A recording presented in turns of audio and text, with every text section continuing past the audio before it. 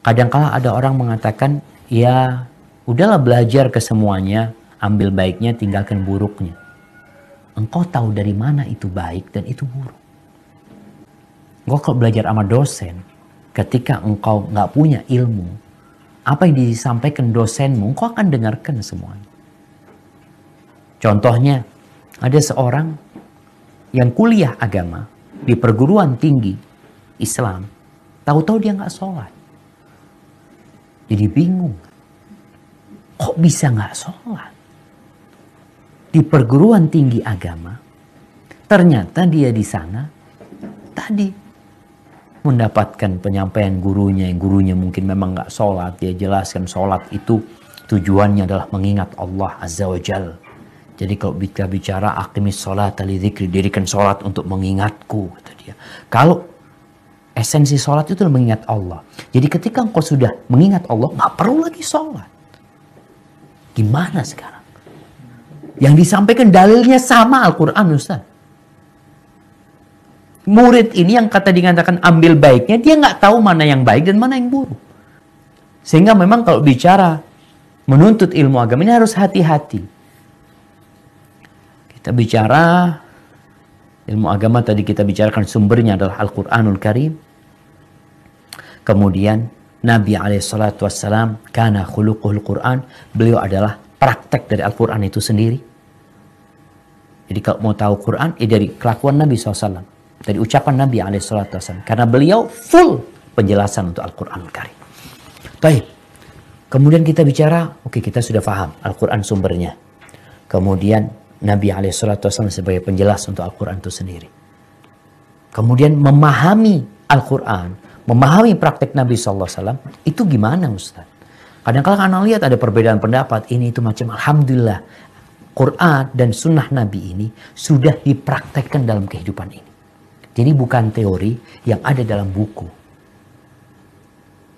Tapi ini Quran turun ke hati Nabi SAW, disampaikan oleh lisan Nabi, dipraktekkan oleh dirinya dalam kehidupan ini, kemudian para sahabat melihat dan mengamalkannya.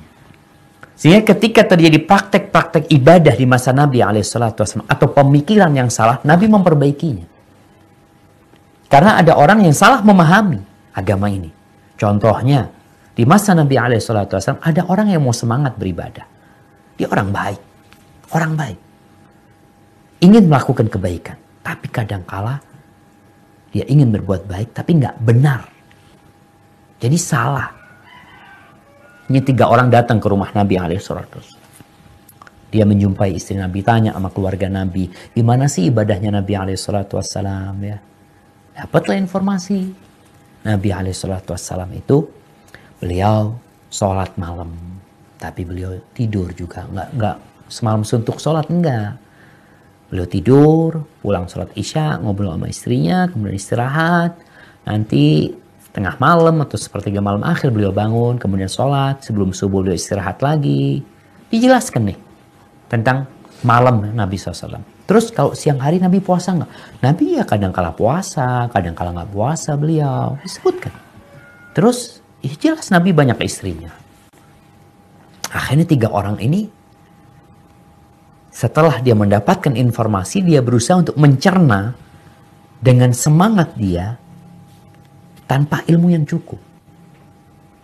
Apa kata salah seorang di antara mereka? Ngatakan, kalau gitu, kok sedikit ya ibadahnya Nabi ya? Nggak banyak. Biasa-biasa aja. Gitu. Maka satu orang mengatakan, kalau gitu aku akan menghidupkan malamku sholat tanpa tidur. Selama-lamanya sudah. Yang satu mengatakan, aku akan puasa sepanjang tahun dan tidak berbuka. Yang satu mengatakan, aku tidak akan menikah. Aku akan fokus beribadah. Nih, ini di masa Nabi SAW. Dia melihat praktek Nabi SAW. Lalu dalam persepsi dia, kok kayaknya kurang nih.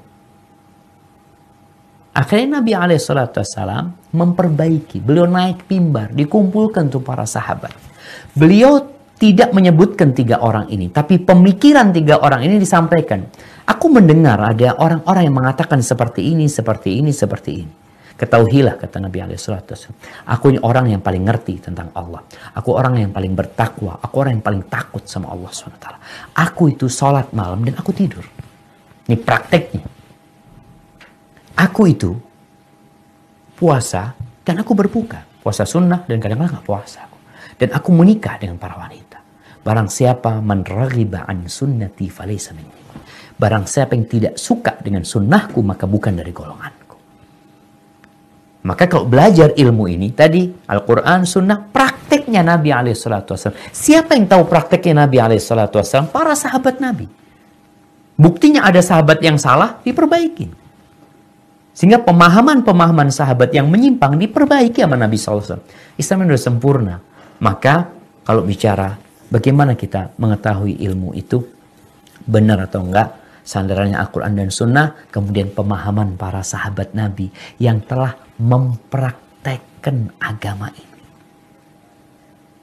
Jadi kalau kita udah tahu agama ini udah dipraktekkan dan bisa dijalankan, ya tinggal ngambil. Itu mungkin kalau bicara bagaimana kita belajar ilmu. Soalnya kadang-kala orang belajar ilmu, ya tadi, kalau kita lihat ada Islam liberal, ada Islam emansipatoris, ada Islam ini, Islam itu. Macam-macam bentuk Islam itu. Yang mana yang benar Ustaz? Anda jadi bingung Ustaz. Yang penting Islam, Bu. Jangan yang penting Islam. Kenapa?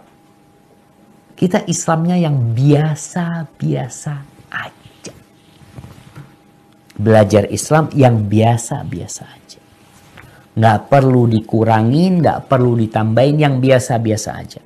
Kalau berlebih-lebihan, nggak benar. Kalau meremehkan juga nggak benar. Yang biasa-biasa aja. Biasa-biasa aja. Ya udah praktek Nabi SAW. Dijalankan sama para sahabat. Udah selesai. Engkau nggak akan capek memikirkan. Tinggal jalanin. Mungkin seperti itu penting jemaah. Penting sekali karena memang Nabi SAW menjelaskan umat ini akan berpecah belah menjadi 73 golongan. Semuanya di neraka kecuali satu. Siapa? Mereka yang mempraktekkan Islam ini. Seperti yang aku jalankan bersama para sahabatku. Jadi itu yang menjadi patokan kita. Hada wallahu a'lam bishawab.